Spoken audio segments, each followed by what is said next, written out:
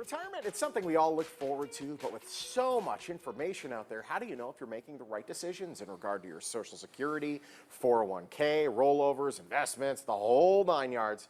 Well, tackling some of that for us today. Most common retirement questions, two of Southern Nevada's premier retirement advisors, Abe Ashton and Nick Strobelt. They are Ashton Strobelt, and they are here, fondly referred to, of course, as Nevada's Retirement Brothers. Gentlemen, great having you back. Thanks, Sean. Thank you. Glad to be here. It's question day. Question day. Great. We'll direct those all to Nick. Oh, Okay. boy. Let's make sure they go. Let's make sure they go to the smart one, if we could. So we got these retirement questions. Better looking one over here. Well, we get question number one. Here we go. Question number one.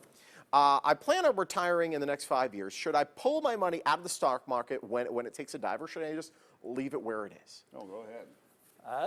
If you're planning on retiring in 5 years, the question is taking money out of the stock market. That's a difficult question. We'd have to do an analysis on the portfolio and review everything to make that determination, rather than just give an answer to that simple question. That was like a political That was answer. political, yeah. He gave you no answer at all while smiling and talking. Here's the thing: if you're 5 years away from retirement anyway, it shouldn't be a big dip that has you exit the market, right? It should be that you're getting so close to retirement. You've got to ask yourself, hey, do I want to lose my money when I'm this close? Yeah. Do I have 5 years of work left to recover losses, or do I just want to make sure I protect what I have? And most people who come into our office are coming in saying, hey, I see retirement right around the corner. I don't want to take big excessive risks. I remember what 2008 was like. I remember what 2000, 2001, and 2002, because they worked during the technology bubble bursting. Of course, They worked during the subprime mortgage mess and watched those balances. But here's the difference. They had many future years' worth of contributions to make up for those losses. If you're 5 years away from your retirement, ask yourself that question. Do you have enough years of contributions to weather a big market decline? And if you answer that question, no, because I'm retiring soon, then there's your answer. I'm the king of terrible analogies. Remember Press Your Luck with yeah. the whammies? Whammy. Once you're ahead, you don't want to take all the spins. Give them to somebody else. But you know, we feel like that. We feel like that viewer watching that show, the No Whammy show, saying, "What are you doing?" But as advisors, sometimes people come in and we look at that and they're just pressing their luck over and over again, and we're thinking, "You're just right there. You already can accomplish your retirement dreams.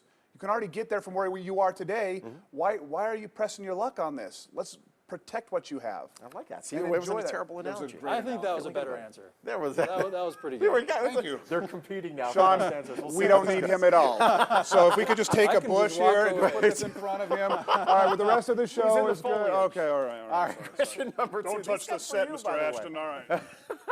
How far in advance do I need to meet with a financial advisor in order to craft a full retirement plan? Some people, they get a late start on this. Some people, very seldom are they getting an early start on it. When was a good time, do you Let's think? compete again. What's your answer? How far in advance? I'd say it depends on where you are on your stage of life. Not done. Wow. But if you are, for instance, for us, we specialize in people in 50 and older. Okay. And so if someone's going to retire in the next 10 years around 50 or older, then we are the advisor that's specialized for that particular niche. But if someone is 30, 40, they need a different advisor that's focused on maximizing growth over the long term with more risk. And that's just something that we're not as good at as other people out there that might specialize in that. Gotcha. But if you're retiring, definitely an advisor like us is the way to go. Awesome. That's a good answer. My answer, I don't know if I can beat that. My answer is if you haven't had that plan yet, today. Call our office today. It's never too soon to have a retirement plan. Very smart. Question number three. If I retire and begin receiving my pension benefits, pensions, I wish I had those.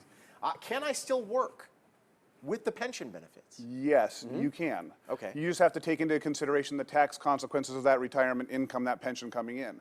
So if you have a significant job or a significant income coming in, sometimes if you defer that pension benefit a little while longer, it'll actually grow. The monthly payments, that income would grow more later on. But if you say, no, I want to work part-time and have a pension just to supplement my pension and possibly Social Security income, you can absolutely do that. But what we like to do is say, okay, what are the tax ramifications of that?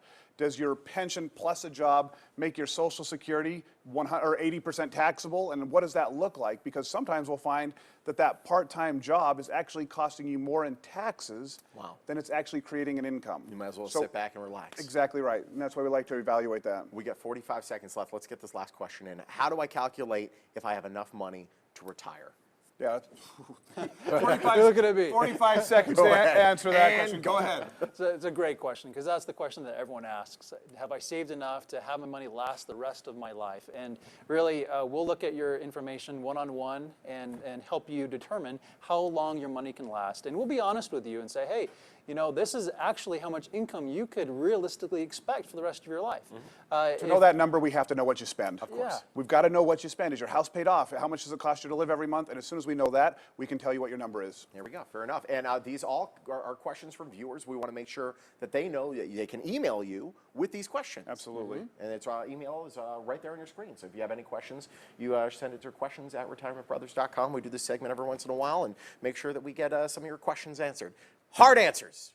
Easy answers. Hard questions. I don't know what they're going to be. Great answers to great questions. There we go. I like that. That's even better. Trademark it. Great having you, gentlemen. Thank you, so Sean. much. Appreciate it. If you'd like to learn more about how to retire well, Abe and Nick, they're making it easy. Call the number right there on your screen. If you want a free copy of the book, 7 Secrets to a Happy Retirement, this is going to go to the first 25 callers. The number's right there on your screen. And for more information about the Retirement Brothers, just visit the website, ashtonstrobel.com. By the way, they have their own radio show that airs on 3 different stations. They're famous.